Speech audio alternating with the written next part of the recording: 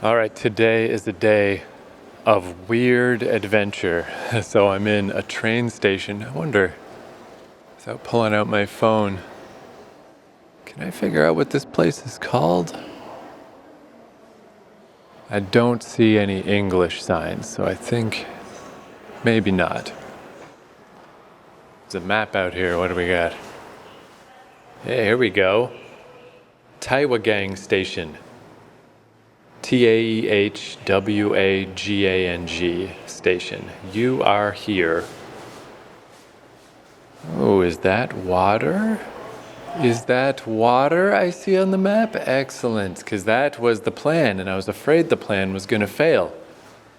So, over the last couple episodes, I've been moving my way more and more. I've been on like the eastern coastline of Busan and just walking around it, not like these exactly epic adventures. I guess I haven't really gone all that far ultimately, but it's been great. I'm like, oh, this is amazing and this is amazing, and I'll just keep walking, amazing. So last night I bailed out at this train station I'd never been on before, the Blue Line in Busan, which it turns out it's an above-ground train, and I saw today, getting on the Blue Line, a real train go by. And that's obviously where I am now. Like, this is a real train station, not a subway station. This is one of those stations you would take to go to another city, like I did when I went to Jecheon, or even just from Seoul to here. Or if you've seen the movie Train to Busan, which I finally watched, that whole deal, this is one of those. So it's just kind of cool that basically the train system you can take partially as a subway as well. There's the big trains, but there's just subway level trains. And I was kind of thinking I could just go back to where I was yesterday. It was a really great little area with surfers and stuff, and just that beautiful feeling where you feel like you're indoors even when you're outdoors, which I mostly only feel in Japan. But it's such a neat feeling. Like yesterday I was sitting outside a convenience store and just checking out this intersection, just watching, taxi cab drivers puttering around and the surfers and some guy on a skateboard going by. And just everything was just like, and I guess maybe because it was overcast yesterday too, it sort of felt like there was a little roof over everything. And it just was like a perfect little tableau, a perfect little place. And I was like, I could just go straight back there. I could just start from there. But I'm not totally sure where you can go from there. I'm not totally confident that you can keep walking up the coast. Because even the coastline I was walking up, it's because they distinctly made a promenade, a wooden promenade you can walk along for several kilometers. It's really long. I don't know if they are going to continue to do that. But I also noticed last night, as I bailed out on the Blue Line and went back into the center of Busan, that I wasn't really that close to the end. The Blue Line goes a lot farther. So that was my idea today, is I was like, you know what, fuck it. Let's just sit on the Blue Line all the way to the end. Let's just go to the end. Maybe it'll just keep taking me up the coast. And we'll just see. I mean, maybe I can just start at the end of the coast and work my way down instead. Or who knows what's going to happen. Oh, here's a tourist information center. I've never used a tourist information center. Don't believe I will today either, but I mean, the very fact that there is one suggests that there's something around here. Because then as I went deeper, I noticed that the stops started getting longer and longer between stops. We were going farther and farther. At one point I did see like a roller coaster and cool medieval castle spires, so I did check on my map. And it's Latte World. It's an adventure, like, theme park for kids, presumably. Because, that's the other thing. I could have checked on a map. Where is the end of the Blue Line? Where is it going to take me? But what fun is that? I wanted to just take it. And then, now I'm here. It's like, now we'll figure out where I am. Now we'll figure out what's going on. But I did briefly check just to see what the castles were. It was Latte World. And then we went farther and farther, definitely out of the city, going through fields and countryside stuff. Speaking of, that looks like a Ferris wheel. That's a good reason to walk, because I don't even know which direction to walk. I'll walk toward the Ferris wheel. I don't know which direction the water might be, But there's a huge train yard by this station that I don't even know if I can pass by that at all. So yeah, let's walk toward the Ferris wheel. That's presumably would be more, if I can get to the water, that's probably the way. But yeah, I was going farther and farther, and then I had one point where I looked out the window and I could see the ocean, and it was right there, and it was like going along the southern coast below Yokohama when I was taking those trains and just heading farther and farther west to explore that way. That's how it felt. Just like, boom, whoa, cool, the ocean. And I had that feeling of like, oh, I should get off here maybe. But it did seem a little bit like a fishing type place, like semi-industrial. Didn't really seem like there were any like walking along the water type of stuff. And I still really wasn't anywhere near the end of the line. But then, yeah, we just kept going and going and going and going, and it's just more and more rural and more just nothing and less people on the train. And even though I'm just on a train line, it's the easiest thing in the world to just bail out. But it still just feels uncomfortable and weird, like, where am I going? What am I doing? This is just more and more feeling like this makes no fucking sense. I'm definitely the only foreigner, you know? Because, like, where am I? What am I doing? I don't know. And I guess I'd gotten pretty confident with Japan. Like, I was thinking of that day in Fukuoka when I went on that whole weird walk through, like, just the empty mountain that was, like, zombie empty, trying to get to a waterfall that then was had collapsed because of weather. You couldn't get through the trail to the waterfall. Saga, I think that place was called. That was one of the wildest adventures I did in Japan. That was like, where the fuck am I? Like, just traveling to the middle of fucking nowhere. But it didn't feel uncomfortable because I've just gotten comfortable with Japan. And I just have that feeling in my brain that it's just whatever I do in Japan is just valuable anyway. Just seeing weird, odd corners of Japan feels like a valuable thing to do to my subconscious that was raised on Japanese media. I can't shake it. I think it's just fundamentally important in some weird way.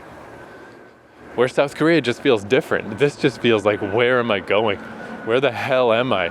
What the fuck is this plan? This is feeling weirder and weirder.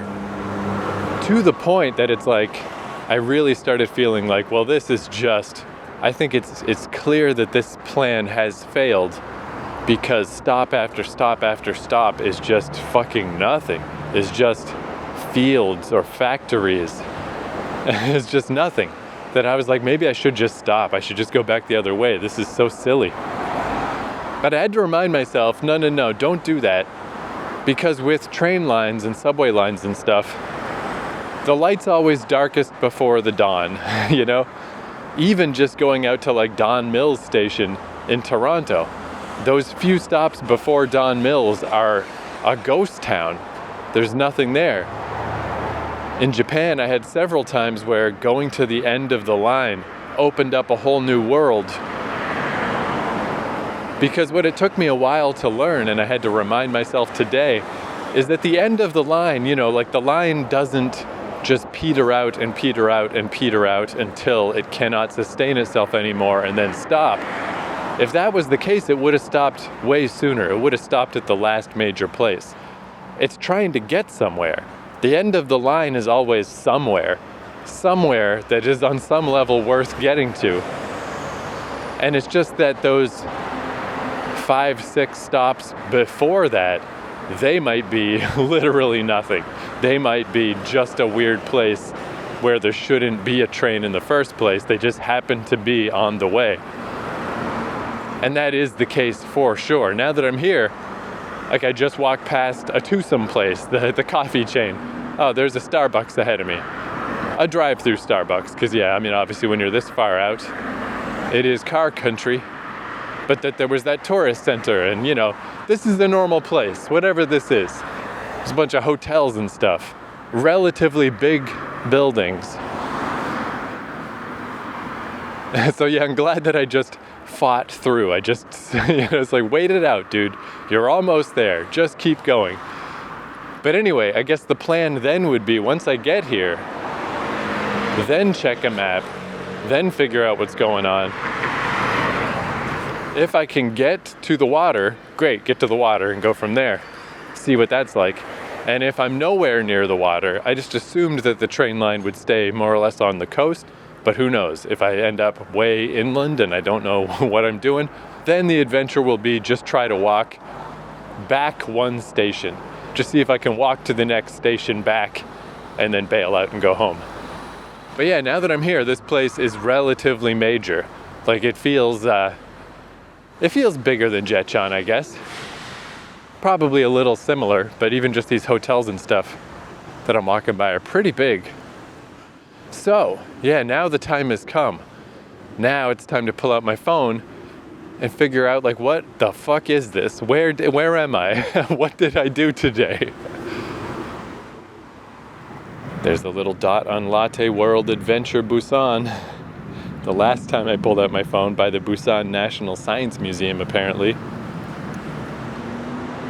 All right, it appears I am at Ulsan, the Ulsan. There's Busan, Yangsan, which, yeah, I guess I've seen the word Yangsan many times on the subway. One of the other subway lines terminates at Yangsan. The green line, I believe. Because, yeah, I was trying to remember. It either goes to Yangsan or Jangsan, and I have to remember which side. And I always want to take the Jangsan side, because that's the one that goes toward the eastern coast.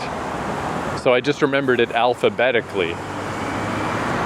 Go with the lower letter, the J, and then since Y is at the end of the alphabet, that's the one I don't want. That's the one that takes me where I don't want to go. Again, because I never know what any of these words mean or anything, I got to come up with weird ways to remember shit.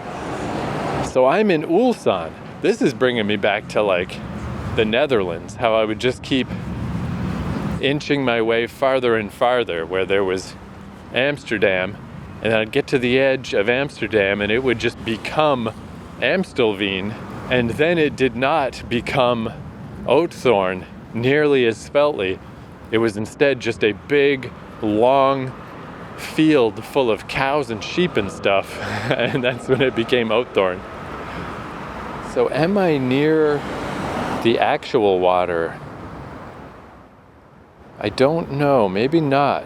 Well, it's like an inlet, I guess. Seems like I can get to a river pretty easily that then would empty into the ocean proper. So I am a bit inland, but I guess this is, and I do seem to be walking the right way.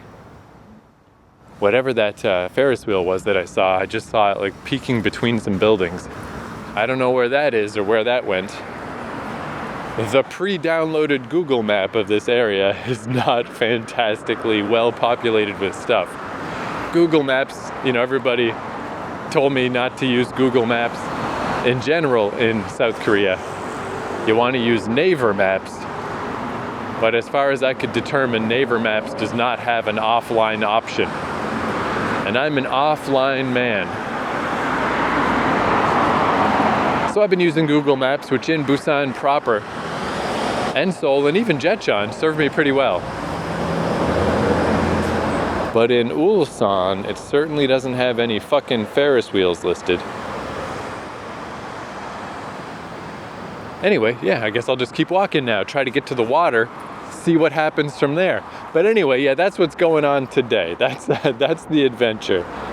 And if I zoom out more, I mean, just by the sheer amount of time I was on that train, yeah, geez, buddy, I am very, very, very fucking far away from the Moontan Trail and all the stuff I was doing yesterday. So ultimately, I guess the plan will still be just try to figure out where, just to get even just one station back. See if I can just make my way one station back toward heading south back down to Busan. And I'm going to try to go along the water in order to do that. But yeah, overall, I don't really know what the heck I'm doing or what. but yeah, this is actually definitely bigger than Jetchan now that I'm walking around it a bit. It is just kind of remarkable how things can go from so many stations in a row. Oh, there's the Ferris wheel.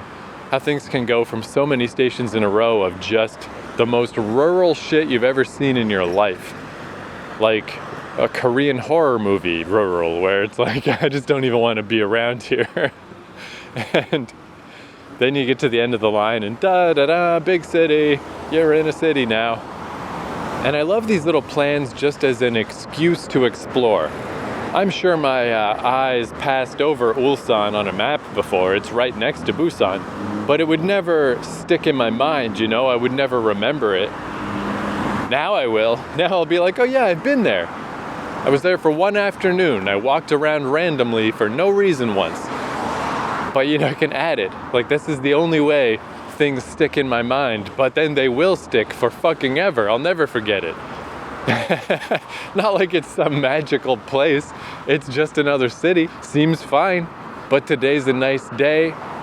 Just the sense of exploration, the feeling of pointless adventure. I even, since I didn't have all my layers and my rain-resistant jacket and my umbrella yesterday, and then I got rained on, it's like, oh yeah, I guess I should bring all that stuff.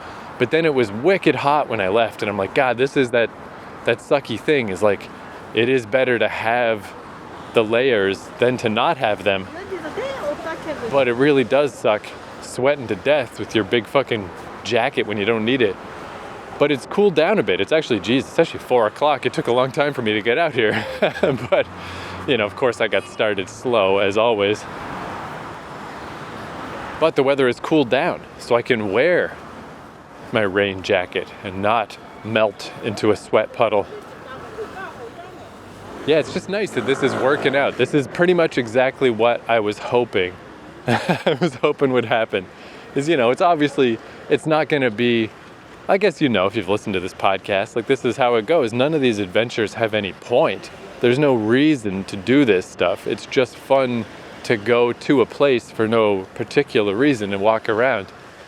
And this is all working out extremely well in that sense. Because yeah, it was just feeling so... I am glad that I learned that lesson. Get to the end of the line. Get to the end. Ride that extra 3 or 4 stops. Sit on the train that extra 20 minutes. Because then you'll get somewhere. If I had stopped 3 stops ago, then this would be a different situation. Then it would be, what the hell have I done? What am I doing? Where am I? I'm just in some, you know, agricultural, bizarre place where you're not supposed to walk around, and I would have just been trapped and stuck, and it just would have been the weirdest, stupidest fucking thing. Where instead, this is just a sensible, stupid thing. Still pointless, but there's sidewalks and traffic lights and stores and things, you know. This is a place where a person is supposed to walk around, is supposed to be. There's a dang Ferris wheel. Yeah, it's just, I don't know, it just feels so good too. I just love, that is one thing that you can kind of do in Canada a little bit. There are places you can go in Toronto on the train, but it's a little more utilitarian, I guess, because it's not like any of the neighborhoods are like that exciting to go to unless you have a reason to go. I don't know. And Montreal, kind of similar. The train in Montreal is really useful for the center, but as you get out onto the edges and you go to, I don't know, Eastern Montreal or Laval or whatever, it's kind of like, yeah, okay, why did I come here though? I guess the closest is Vancouver. Vancouver, you can really have some adventures on the train. You can really go some neat, interesting places. Again, it's probably just the difference between above ground trains and subways, now that I think about it. Because Toronto and Montreal are subways. Vancouver and Japan, a lot of Japan is above ground trains. And this train that I'm on right now was an above ground train. Like above ground trains, they can take you some places. I guess subways, yeah, they just don't. Subways are just too contained, too small.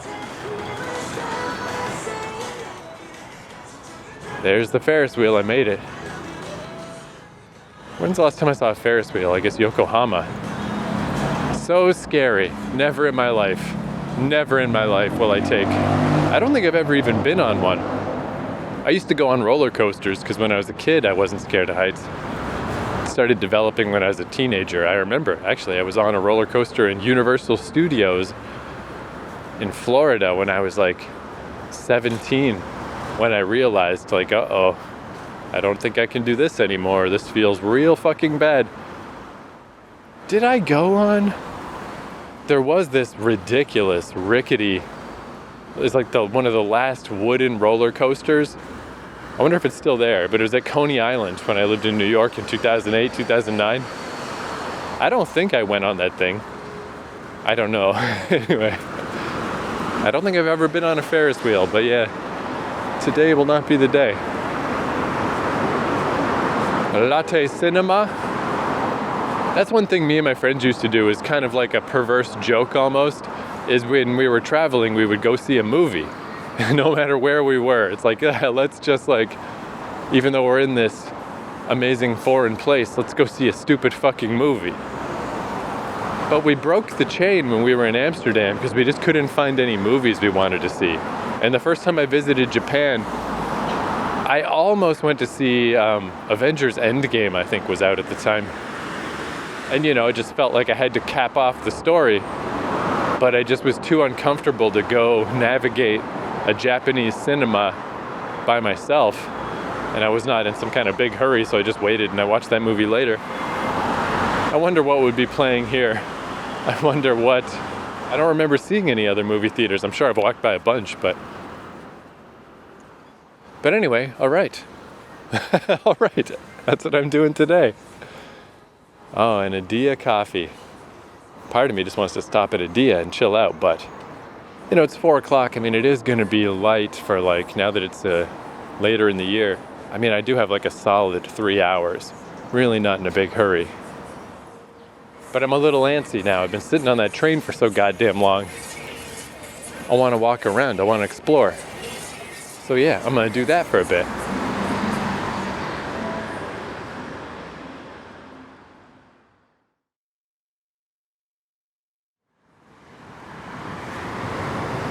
Well, here's a random little dumb thing, but I still haven't run out of deodorant, but that's kind of amazing to me. I'm like, I can't believe I haven't run out yet, but it's got to be happening soon. It's got to be close. So I started keeping my eyes peeled for deodorant. And it's one of those things where after like 4 or 5 straight days of actually, you know, actively keeping my eyes peeled, I was like, something weird is going on here.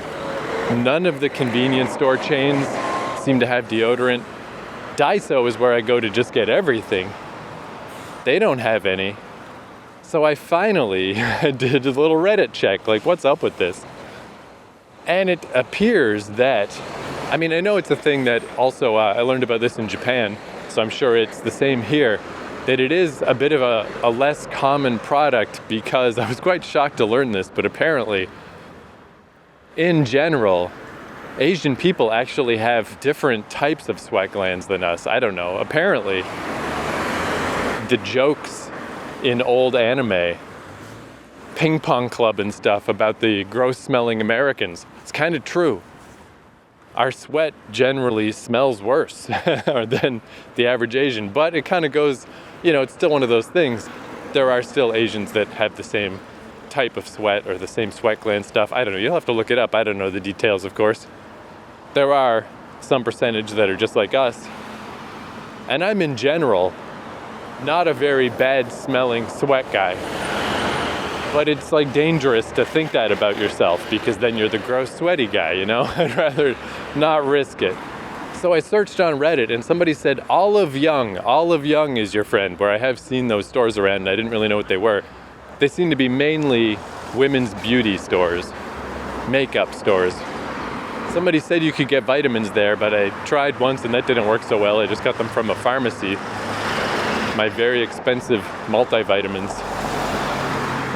And then the other day, just a couple of days ago, when I was on my search for the dental clinic, on the way there, I saw an especially big Olive Young. So I went in and I looked all around, and I just, you know, the men's section is pretty well contained, so it's less to look through, and I couldn't find deodorant anywhere. And they did mention on Reddit, they're like, yeah, you know, Olive Young's your friend, but it's gonna cost you like $8 for one stick of deodorant. Which again, it's all sort of depends. I mean, in Canada, for like a brand name deodorant, it's probably $5.50. So it's similar to the vitamin situation. It's like, I kick it up to $8, whatever. It's not that different. It's just that I never paid $5.50 in Canada. You just wait until there's a sale on, what is that brand called? I keep thinking of Fisherman's Friend, but Fisherman's Friend are cough drops. There's like a brand. All I can think of is Old Fisherman. It's definitely Old Spice. Old Fisherman. You just wait till the Old Spice is on sale, and you can get it for $2.50. So I was like, geez, $8 for deodorant. All right, well, whatever. Price of doing business, price of being in a different place. But I still can't find deodorant for any price. I just stopped in. I was like, hey, while I'm in Ulsan, I just walked by in Olive Young. I don't know, maybe it's different here somehow. Let's just go check.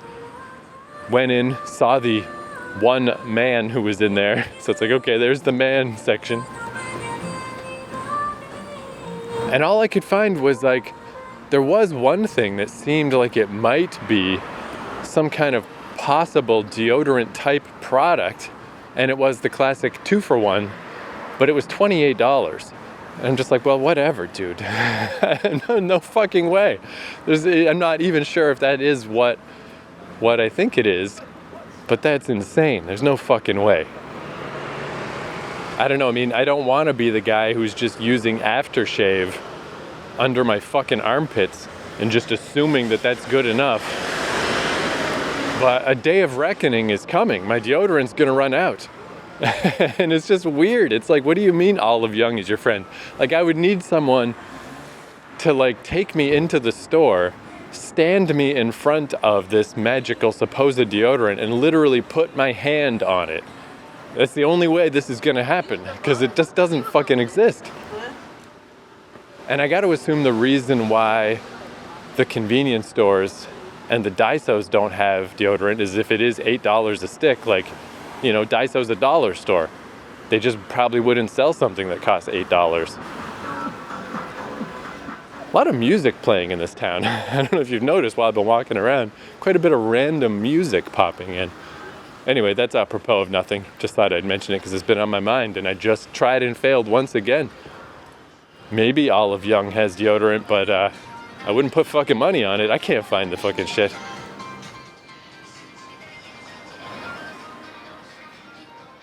Yeah, this is fucking party town. There's so much music that plays in Ulsan, apparently.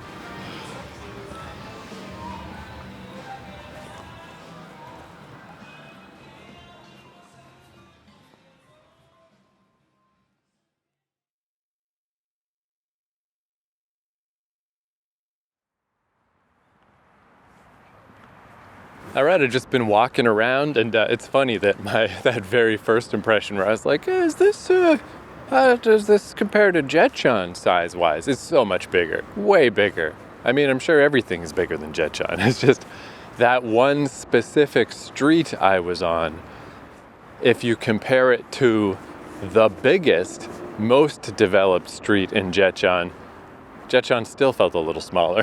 So did not have the proper perspective. But yeah, I've just been walking around, little weird parks and stuff, wandering around this city. And yeah, definitely won't be, I think my plan, again, my quote-unquote plan to walk to the next station, that was just to have something to do if I needed a goal. But that's not going to happen. Instead, I'm just going to mosey around and then eventually get back on the train that I got on in the first place. But yeah, this place is pretty nice, and I just had a little flashback where I was having a little bit of trouble getting to this river that's to the north. My little blue dot on the GPS was not popping up, and I was like, I think I'm going the right way. It's a little hard to tell. And then I got to still like not a big road. I think it's still just 2 lanes, but a busy road that is like, how do I cross that? And I saw a little tunnel that went under the road. And man, that gave me a flashback to really early on in Seoul when I was just wandering randomly and had no idea what was going on. And I would see some mountain parks around, but I could never seem to get to the top. There were just fences everywhere. And I did find a spot somewhat like this where I had to go down through a tunnel under a busy road to get to the waterfront. And I remember it very fucking distinctly. Just standing at the waterfront, looking out across at the other side of the river in Seoul, the side with the Latte Tower and stuff. And just the haze, and just looking at the big city through the haze, and it just was like, oh. You know, like eventually I started finding those mountains to the north and stuff, and things started to open up a little. But man, at that early juncture, man, that place fucking sucked so fucking bad. I don't know that I minced my words too much at the time, but if I did, let me not mince them now. Now that I've been to some other places in South Korea, Seoul fucking sucks. It fucking sucks, dude. It's terrible. And I've had like people talk it up to me. I've known people that love Seoul, but it's no different, I guess, than New York. I know a fuck ton of people that love New York. I mean, you're in good company. There's a lot of other people that think the way you do, but if you're even remotely interested in having a nice life, those cities are shit. They're shit. They're terrible. I hate them both. I'm going on record. Seoul is fucking garbage. God, that place was bad. Now, I mean, again, it's a complicated world and stuff. I'm not saying I'll never go back. In fact, I'm sure I will, because I do really like the mountains. The mountains are great. The city is dog shit. It's terrible. But I mean, again, it's all perspective, right? Like, I would very much compare Seoul to New York. And like I was just saying, like, a lot of people would consider that a great compliment. Wow, you think Seoul is the equivalent of New York? Yes, I do. Yes, I do very much. They both can disappear tomorrow and I would not fucking miss them. Terrible places. Just awful. But anyway, let's stop being so horribly negative. The reason why that came to mind is that this is really nice. This is fucking great. This is reminding me a bit of the Arakawa River, except this river is smaller. I can't tell you the name, unfortunately, because I think actually it's not just that the pre-downloaded Google Map thing is pretty scant in South Korea. I'm actually not sure that my pre-downloaded map goes up this far. So I tried to check for, because sometimes there is random Wi-Fi in just parks and stuff. I was like, I wonder if I can just download the map. But unfortunately not. So I can't tell you the name of this river. But it's in the northern part of Ulsan. And I'm just walking along it to the east, just gradually moseying back in the general direction of the train station. Because, no big hurry, but it'll get dark eventually. And it's a pretty long ride back. But there's nothing to it. It pretty much, the blue line takes me straight to, it'll connect to the orange line. And then from there I can either walk a few stops or transfer onto the orange and go straight home, no problem. But yeah, this has a bit of the Arakawa vibes, except smaller, which is kind of good because like the river's actually right there. Like I could actually walk over and touch it. Where with the Arakawa, I really couldn't. It couldn't get near it. But yeah, just there's a bridge behind me. There's a bridge ahead of me. There's just more city on the other side. And it's great that it's such a clear day today. And the last time I checked the air index, I mean, it does change throughout the day, but it was below 50. It was green. It was fine. I mean, I have a mask, but I'm not wearing it. I still do see some people wearing masks and stuff, but it does seem like you're kind of all in South Korea. Either people wear masks every day or they'd never wear them. I don't know that people are really bothering to keep up with what's going on day to day, which does make sense. You just get burned out. But I have not been wearing my mask today, and it seems fine. Everything seems very fucking nice.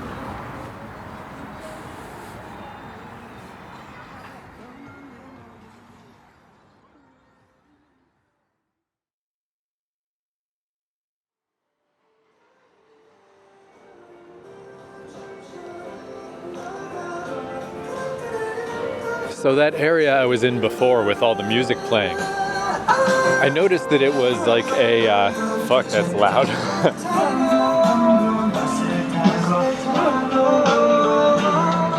Loud and shit. But that was like a bar slash club area, because I saw a place that was like from 10:30 to midnight we play hip hop, and then from midnight to close it's EDM.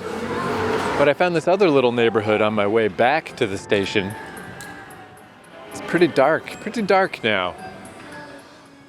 But this place is cool because it feels super Amsterdam-y out of nowhere.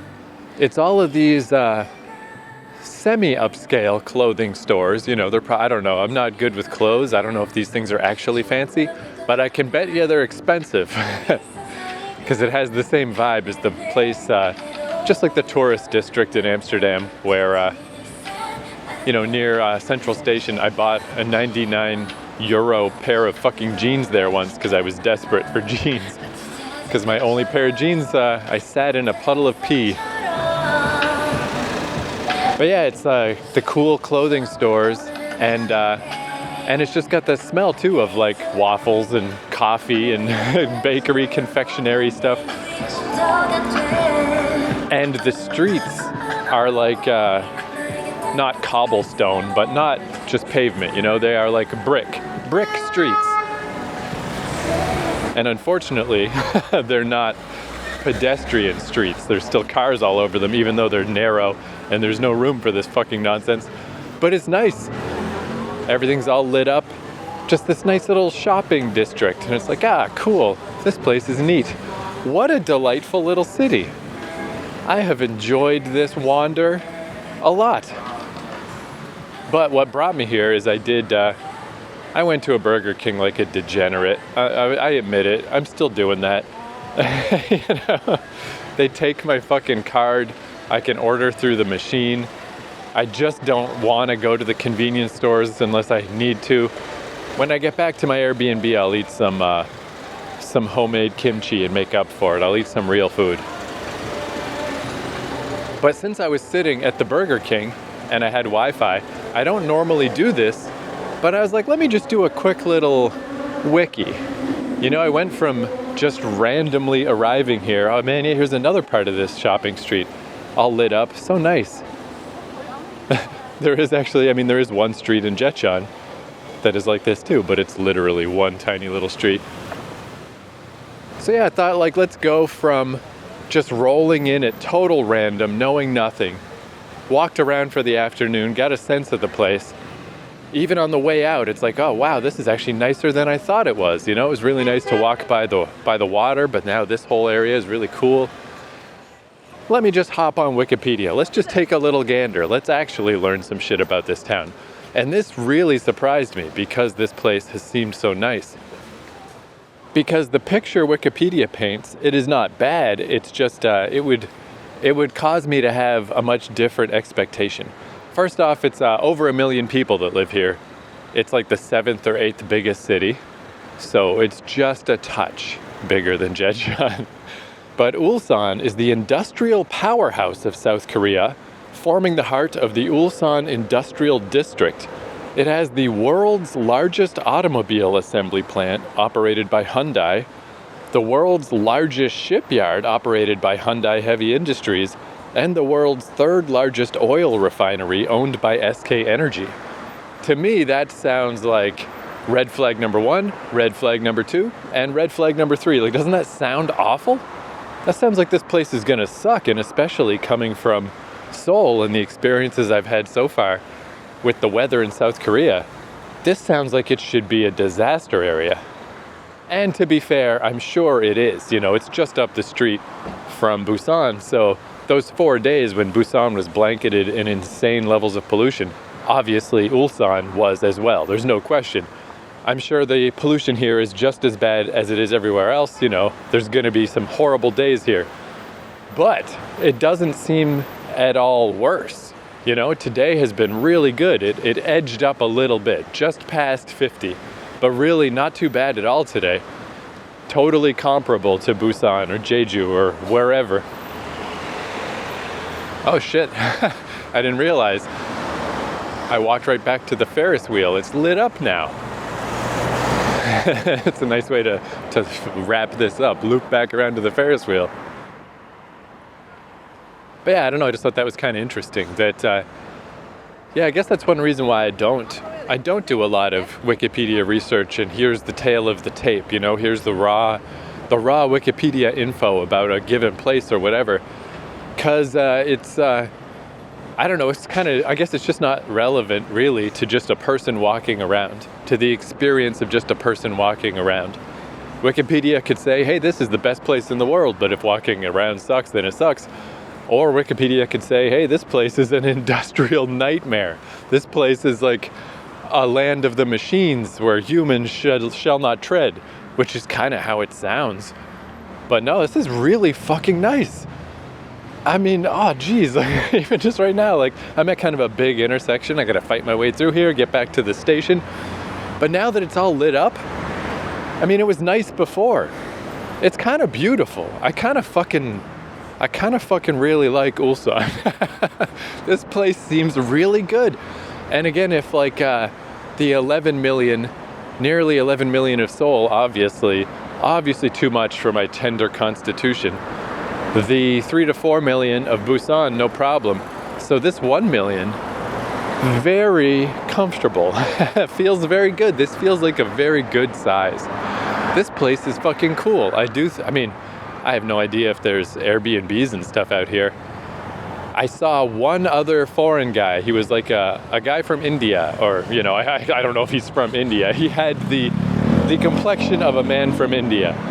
I saw him. He was the only other foreign type guy that I saw here today. But obviously there's more. I mean, there's a million fucking people here. But this seems like, I mean, I suppose, geez, I just realized I could still do this. Like after Busan, I'm going to Jeju, and then I guess probably back to Busan, but I'm just so fed up with the musty smell in my fucking Airbnb. It's just driving me nuts. I mean, it's just the smallest of problems that I've had in Airbnbs here, but I'm just like always doing all the laundry of all my bedding and trying to maintain airflow, and I'm just sick of it. I'm gonna get home there today and it's gonna smell all musty, and I'm fucking tired of it. Maybe this is a sign. Maybe instead of Busan, maybe I should try to come up here. That'd be kind of cool. And it's still like I just have to hop on a train, I was still considering trying to hit up the Muntan Road at night on the way back, but I am running out of steam a little bit, and I only know the one entrance. I don't know where the other end of the Muntan Road is, because I didn't make it all the way through it yesterday. So I don't want to try to find it in the night. Maybe tomorrow. Hey, there's a Toyoko Inn. I've never seen one of those in South Korea. They're those inns that are all over Japan that have the blue neon lighting up at the top. They're all over Japan. And you can recognize them from far away because they have the big blue writing. I looked into that once because in Akiruno, when I was having a hard time finding an Airbnb out there, they have a Toyoko Inn, but it was very expensive. It would have been $50 or $60 a night, which again, I'm sure is a good deal for a hotel, but a bad deal for me. And it was all booked up. Man, that'd be one thing. Not like it's, again, I know I live a blessed life. I just get to wander around. But I do have to try to, keep things semi-reasonable, try to find cheap Airbnbs and stuff. Man, if I was just mega rich and I could just go to hotels wherever, man, it would open up things. It would open up the world. It would be so easy. And then I could get a fucking phone with a data plan. And then I could get a rental car and a personal driver too. Why not? Well, the sky's the fucking limit. But I mean, the hotel thing, I am a little jealous. I see all these hotels everywhere. Even in Jecheon, the instructions of how to get to my place were like, hey, it's across the street from the real hotel, from the big, cool, fancy hotel. If I was just an infinite money man, a lot of things about my life wouldn't really change, but I would love to be a hotel guy. I remember the guy who started Mad Magazine. I think his name was William Gaines. I remember he lived in a hotel. And the story I heard about him was he lived in this fancy hotel that had a fancy restaurant downstairs. And he was like, hey, listen, I'm rich. I own this big magazine. I live in this hotel. I'll come to this restaurant 2, if not 3 times a day. You will make fucking bank off of me. I'll be in here all the time. All that I request is that you don't make me wear a tie. Because, you know, it was like you're supposed to have formal attire. And they were like, we just can't. We're fancy. You must wear a tie. So he's like, well, fuck you then. And he went somewhere else. Why do I know that anecdote? I don't know. I don't fucking know. But anyway, I'd call this is a shockingly successful random fucking adventure, dude. This really worked out well. Never heard of Ulsan in my fucking goddamn life.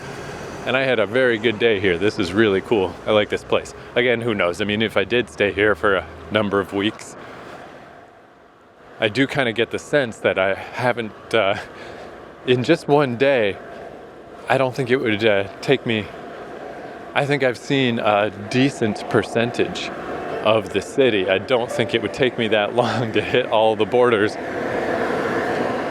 But again, the train's right here. But yeah, overall, pretty goddamn good. So even though with all my effusive praise, if you were staying in Busan, would I recommend that you sit on the train all the way to the end to come to Ulsan? I would say yes if you're staying in Busan for a long time, like me. Like I was there for 5 weeks. In 5 weeks, I definitely got time on the fucking schedule to sit on the train all day to come up here. This is really cool. If you're a little more packed for time, you know, there's a lot to do in Busan. You'll be fine. But this is awfully nice. Such a fucking flip-flop from just as I was approaching here. Like, as I really did want to bail out earlier today. I was like, I should just get right off this train, get right on the other one going back home and give up. What was I thinking? Why would I come to the middle of nowhere? But, as I said earlier, let's just reiterate one last time. Go to the end of the line. The end of the line is the thing. The reason there were all those pointless stops in the middle of nowhere is because it was important for that train to make it all the way to Ulsan, because Ulsan is the industrial powerhouse of the world with the biggest automotive. That blows my mind. The biggest automotive plant? The biggest shipyard?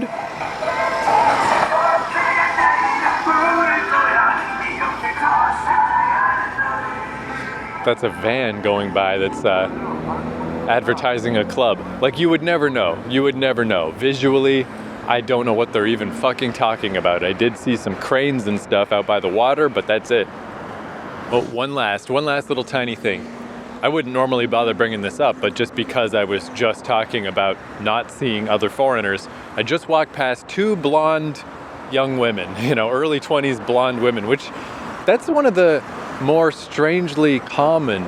Like, if you think of the world like a Grand Theft Auto game where it just seems like they're spawning different types of people in different areas, out here in Asia, they seem to spawn a lot of blonde women. I don't know why.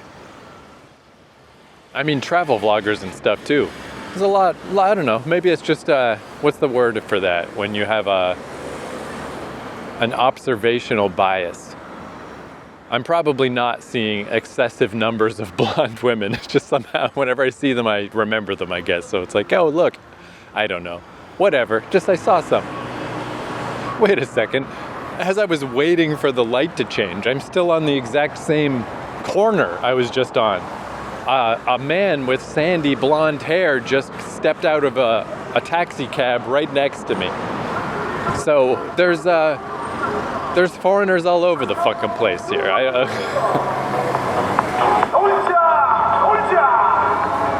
This really is party town. What is up with this? I mean, even in Seoul, I was in, I was right by Hapjeong. It's a pretty happening fucking club neighborhood. I'm not even sure. It was more packed in, I guess, but I'm not sure if it actually had more nightclubs than this. This town is nightclub central. How come they didn't say that on Wikipedia? most fucking cool dance clubs per capita. Anyway, yeah, that's one reason I guess I don't think I've excessively brought up when I see other foreigners. Maybe I have, but they're everywhere. I don't know. Again, like it's this weird, it's like a stupid little mental trick I'm playing on myself. Like I'm far away, quote unquote. You know, this happened to me in Japan too. Like, oh, surely I'm in some obscure place now. All I did was sit on a super accessible train that's part of the Busan subway network. I just used my T-Money card. I sat on the blue line till I got to the end of it. This is not exactly traversing the fucking mountains of Tibet right now. Why? What part of my brain thinks like, whoa, I'm far away now. I'm exploring where no one has ever been before. It's an extremely stupid brain. Stop being stupid, brain. Okay. Talk to you next time.